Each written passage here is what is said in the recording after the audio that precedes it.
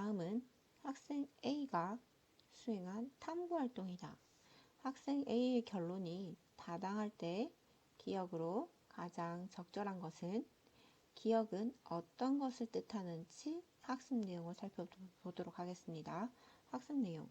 FON과 같이 전기음 성도가 매우 큰 원자에 결합된 수소 원자와 이웃한 분자의 FON 원자 사이에 작용하는 강한 인력을 수소결합이라고 합니다. 수소결합은 분자 간 결합을 말하는 것인데요. 분자 간의 결합이 크다 보니 다른 비슷한 물질보다 분자량이나 끓는 점 이런 것이 비슷한 물질보다 더 크기 때문에 같은 양 안에서 끓는 점, 농점, 기타 등등 다 높게 되겠죠. 그래서 높은 강한 인력을 가진 결합이다 라고 생각해 주셔야 됩니다. 네, 가설이네요. 기억이 가설이었고요. 가설을 어떻게 세웠는지에 따라서 그것에 대한 결과에 대한 타당한지 타당하지 않은지를 결정할 수가 있겠습니다. 탐구 과정을 본다면 탐구 과정에서는 힌트를 얻어서 가설을 알아봐야겠죠. 그 다음 결론은 가설이 옳다 아니다. 그래서 옳지 않으면 다시 가설 설정부터 다시 하게 되고요. 그 다음에 탐구 수행하고 그 다음에 결론은 다시 찾아보도록 하는 거죠. 네, 탐구 과정 다시 보겠습니다. 4가지 17쪽 원소의 수소 결합에 대한 수소 화합물에 대한 화합물에 대한 분자량과 기준 끓는 점을 조사합니다. 화합물은요, HF, HCl, HBr, HI가 되겠고요. 분자량은 HF가 20, HCl이 36.5, HBr이 80.9, 그 다음 HI가 127.9. 기준 끓는 점은 HF가 20도씨, HCl이 마이너스 85도씨, HBr이 마이너스 66도씨, HI가 마이너스 36도씨. 자, 결론은 가설은 옳다입니다. 그럼 어떤 가설을 세웠기 때문에 이런 탐구 과정을 했고요. 그 다음에 결론이 옳다라고 되어 있는지 가설을 나와 있는 1, 2, 3, 4, 5를 살펴보도록 하겠습니다. 네, 살펴보기 전에 그러면 내가 이걸 살펴보기 전에 어떤 것을 포인트로 봐야 할까? 어떤 것이 답인지 가장 적절한 것을 어떻게 찾을까? 가장 저는 힘든 문제가 가장 적절한 것을 찾으세요 라는 것 같은 문제인데요. 왜냐하면 다른 문장들이 틀렸느냐? 네, 크게 틀리지 않았을 경우도 많습니다. 문장이 틀려서가 아니라 이 문제와 가장 부합하느냐를 보는 것이거든요. 가장 적절한 것이라고 했잖아요. 가장 부합하는 것을 찾는다라고 하는 거다 보니 지금 실험 과정에서 내가 어떤 것을 포인트를 두고 봐야 여기에서 내가 정답을 찾을 수가 있다라고 하는 것이 되는데요. 당연히 이 조건은 문제에 나와 있기 때문에 문제에서 어떤 것들을 조건으로 주어져 있느냐, 그럼 그 조건에 따라서 옳다 아니다를 측정을 했을 거기 때문에, 자, 분자량과 기준 끓는 점이라고 하는 걸 주었습니다.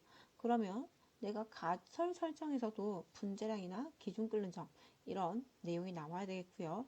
결론적으로 이 전체적인 결과적으로 봤을 때는 여기서 수소 결합이 가장 강한 결합이 HF가 되겠죠. 자, 이게 1번. 그 다음에 두 번째는 HI 2번. 그 다음에 세 번째는 HBr 3번.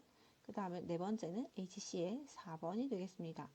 자, 그래서 수소 결합의 세기가 1, 2, 3, 4로 되어 있는데 이것은 어떻게 알게 되었냐면은 분자량도 있겠지만 어떤 거? 네, 끓는 점을 보고 저는 순서를 정한 것이었습니다.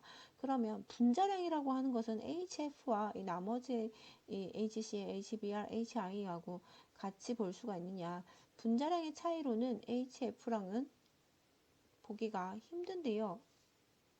왜냐면 HF는 분자량이 점점 커질수록 나머지 HCl, HBr, HI는 점점 끓는 점이 높아졌단 말이에요. 그런데 HF는 그 중에서도 가장 높다. 이것은 처음 학습 내용에서 준 이 내용이 힌트가 되는 것입니다. 네, HF는 무슨 결합을 가지고 있다? 수소 결합을 가지고 있다. 그렇기 때문에 그냥 일반적인 결합을 가진 다른 물질보다 어떻다? 네, 인력이 세다. 그러니까 HF의 분자 간 인력. 그러니까 수소 결합이 가장 세기 때문에 끓는 점이 가장 높다라는 결론이 나와야 되고요. 또 여기 이 나머지 세 가지 물질 안에서는 분자량이 커질수록 끓는 점도 더 크다라고 하는 것을 알 수가 있는 거죠. 그래서 첫 번째는 수소 결합이 일반적인 분자 간 결합하는 분자 간 인력이죠. 분자 간 인력을 가지고 있는 것보다는 어떻다? 세다. 수소 결합이 끓는 점이 높다. 라는 것과 2번 같은 족이죠. 같은 족일 때 분자량이 증가할수록 분자량이 커질수록 뭐가 커진다? 네, 맞습니다. 끓는 점이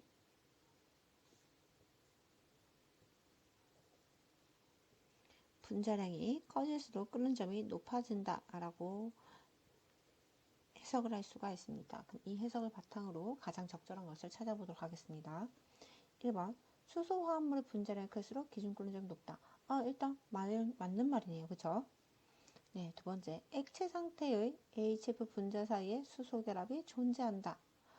당연한 말이죠. 네, 3번 수소 화합물의 분자량이 클수록 수소 결합의 세기가 크다. 맞겠죠? 기준 끓는 점이 HI가 HBr보다 높은 주된 이유는 수소 결합 때문이다. 요거는 아닌 게 되겠고요.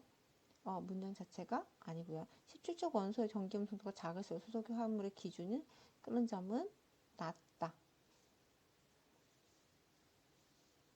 네, 그렇지가 않죠. 끓는 점이 높아졌죠. 이것도 아닙니다.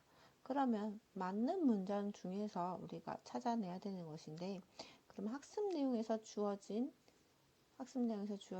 여기 수소 결합이라고 하는 걸 포인트에 두고 정답을 찾아주시면 되겠습니다. 수소 화합물의 분자량이 클수록 기준 끓는 점이 높다라고 하는 것은 전체를 아우르는 결론이 아니기 때문에 아닙니다. 액체 상태에서의 HF 분자 사이에는 수소 결합이 존재한다.